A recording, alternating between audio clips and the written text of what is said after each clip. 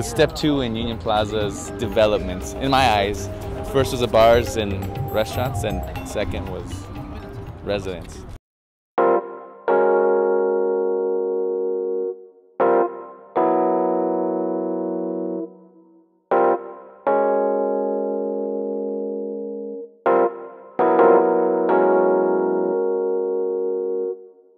So the chicken and the egg, what do you do first? You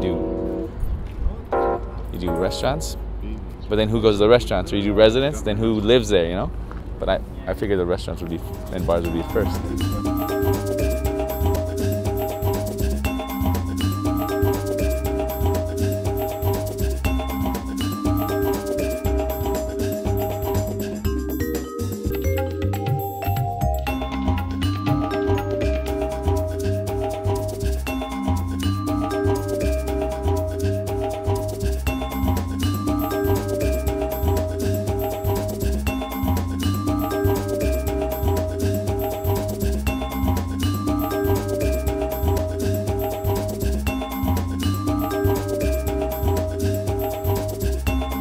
The whole concept of the mixed development is it's an urban living community to where you have residents that live upstairs, and at any time they can go downstairs and possibly get a bite to eat at their local, or actually in essence downstairs, a restaurant or a cafe.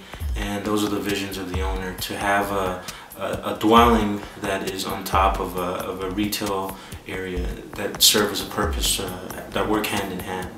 Yeah, this is actually one of my favorite pieces of the project. This is the new entry stairs up to the residential area. I think it turned out really nice. We have a nice poplar wood finish on there. The black contrast of the metal panels on the risers gives it a nice contrast, and I really dig this part of the whole project. Plus with the exposed original brick of the building, I think it really just gives it a nice architectural feature. And now 15 units shouldn't be hard to lease out, you know, at reasonable rates.